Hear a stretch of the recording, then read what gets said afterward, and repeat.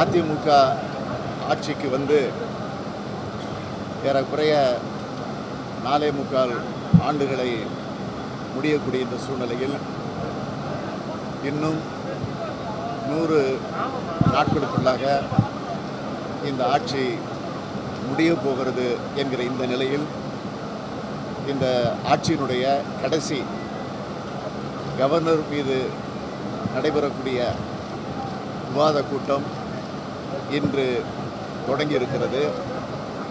தொடங்கிய இந்த நாளில் கவர்னர் உரையினை திராவிட முன்னேற்றக் கழகத்தின் சார்பில் நாங்கள் கண்டித்து அதை புறக்கணித்து வெளிநடப்பு செய்திருக்கிறோம்.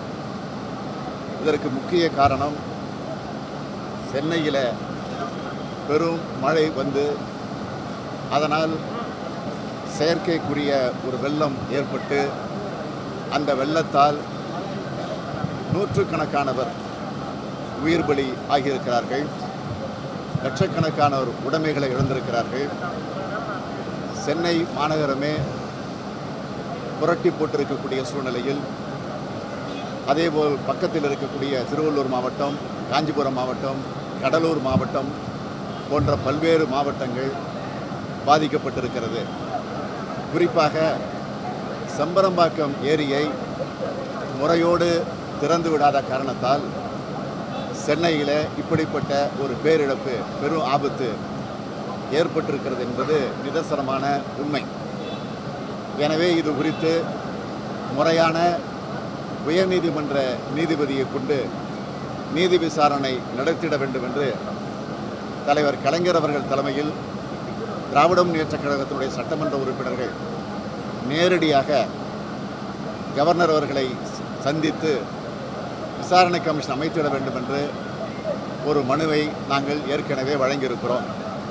ஆனால் இது நாள் வரையில் அதற்குரிய பதில், அதற்குரிய விளக்கம், அதற்குரிய பரிகாரம் காணப்படாத காரணத்தால் இன்று வெளிநடப்பு செய்ததற்கு அதுவும் ஒரு காரணமாக அமைந்திருக்கிறது. அதேபோல் நாளொரு மேனியும் பொழுதொரு வண்ணமுமாக இந்த அதிமுக ஆட்சியில் சட்டம் ஒழுங்கு ஒரு மோசமான நிலையில் அதிமுகவுடைய அமைச்சருடைய அலுவலகத்திலேயே வெடிகுண்டு வீசப்படக்கூடிய நிலைக்கு ஜெயலலிதாவுடைய ஆட்சி அந்த அளவிற்கு சட்டம் ஒழுங்கிலே சந்தி சிரிக்கக்கூடிய நிலையில் இருப்பது, மின்கட்டண உயர்வு, பால் விலை உயர்வு, பேருந்து கட்டண உயர்வு, விலைவாசி உயர்வு, அதேபோல் சுமார் 2.5 லட்சம் கோடி ரூபாய் நம்முடைய தமிழகம் கடனில் மூழ்கி இருக்கக்கூடிய கொடுமை, தாது மணல் ஊழல், மணல் கொள்ளை, டெண்டர் விடுவதில் முறைகேடுகள், கமிஷன், கரப்ஷன், 110 என்ற அந்த விதியை பயன்படுத்தி இந்த 4.25 ஆண்டு காலமாக சட்டமன்றத்தில் முதலமைச்சர் ஜெயலலிதா அவர்கள் நூற்றுக்கணக்கான அறிக்கைகளை, வாக்குறுதிகளை, உறுதிமொழிகளை, பல ஆயிரம் கோடி ரூபாய் மதிப்புள்ள திட்டங்களை அவர் இந்த அவையில் அறிவித்திருக்கிறார். அந்த திட்டங்கள் என்ன நிலையில் இருக்கிறது? ஒரு வெள்ளை அறிக்கை வைக்க வேண்டும் என்று தொடர்ந்து திமுக வலியுறுத்தி கொண்டிருக்கிறது. எனவே அதுவும் இதுவரையில் வைக்கப்படவில்லை. அதேபோல் 100 கோடி ரூபாய் செலவு செய்து கடைசி காலத்தில் ஆட்சி போகிற அந்த கடைசி காலத்தில் உலக முதலீட்டாளர் மாநாட்டை நடத்தி 2,42 லட்சம் ரூபாய் முதலீடு வர இருக்கிறது என்று அறிவித்தார்கள். ஆக அதுவும் எந்த நிலையில் இருக்கிறது என்ற அந்த நிலையில் தான் ஒரு கேள்விக்குறியாக இருந்து கொண்டிருக்கிறது.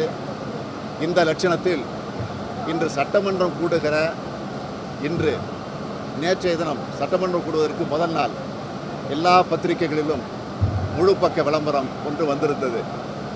என்ன விளம்பரம் என்று சொன்னால், அம்மா சேவை மையம், அம்மா கால் சென்டர், ஆங்கிலத்தில் சொல்ல வேண்டும், அம்மா சேவை மையம் என்று ஒரு திட்டத்தை முதலமைச்சர் ஜெயலலிதா அவர்கள் நேற்றைய தினம் போயஸ் தோட்டத்திலிருந்து புறப்பட்டு கோட்டைக்கு வந்து வழக்கம் போல் வீடியோ கான்ஃபரன்ஸில் அதை தொடங்கி வைத்திருக்கிறார்கள். ஆக கண்கெட்ட பிறகு சூரிய நமஸ்காரம் என்று சொல்வார்கள். தும்பை விட்டு வாலை பிடிப்பது போல் சொல்வார்கள். காதில் பூ சுற்றுறதுன்னு சொல்லுவாங்க. 4.25 வருஷமாக மக்களுடைய குறைகளை பற்றி கவலைப்படலை. ஆட்சி போகிற கடைசி நிமிஷத்தில் குறைகளை சொல்லலாம், இந்த தொடர்புக்கு நீங்கள் தொடர்பு கொள்ளலாம் என்ற அந்த அடிப்படையில் அந்த திட்டம் தொடங்கி வைக்கப்பட்டிருக்கிறது. அதுக்கும் அந்த திட்டத்திற்கு தொலைபேசியில் தொடர்பு கொள்ள நம்பரும் பொருத்தமாக கொடுத்துருக்குறாங்க. என்ன நம்பர்னு கேட்டிங்கன்னா 1100, அதாவது 1100 அப்படின்னு ஒரு நம்பரை கொடுத்துருக்குறாங்க. அதில் அந்த கடைசி பூஜ்ஜியத்தை எடுத்து பார்த்தீங்கன்னா 110. அந்த 110 தான் பயன்படுத்தி இதுவரை சட்டமன்றத்தில் பொய்யான, தவறான, நிறைவேற்றப்பட முடியாத வாக்குறுதிகளை வழங்கிட்டு இருந்தாங்க. இப்போ அந்த 110க்கு பக்கத்தில் ஒரு பூஜ்ஜியத்தை போட்டு 1100ன்னு ஒரு நம்பரை கொடுத்து மக்களை ஏமாற்றக்கூடிய வகையில் முதலமைச்சர் அந்த திட்டத்தை தொடங்கி வச்சிருக்கிறாங்கிறது தான் நாங்கள் கருதுகிறோம். எனவே இதையெல்லாம் கண்டிக்கக்கூடிய வகையில் ஒட்டுமொத்தமாக இன்றைக்கு ஆளுநர் உரை படிக்கிற நேரத்தில் திராவிட முன்னேற்றக் கழகத்தின் சார்பில் நாங்கள் எங்களுடைய கண்டனத்தை தெரிவிக்கக்கூடிய வகையில் புறக்கணித்து வெளிநடப்பு செய்திருக்கிறோம். அதே மாதிரி ஜல்லிக்கட்டு விவகாரத்தில் கூட மாநில அரசு முழு அழுத்தத்தை மத்திய அரசுக்கு வழங்காத காரணத்தினால தான் அது இன்றைக்கு இழுபறியாக இருந்து கொண்டிருக்கிறது. எனவும் அதையும் கண்டித்து எங்களுடைய வெளிநடப்பை நாங்கள் செய்திருக்கிறோம்.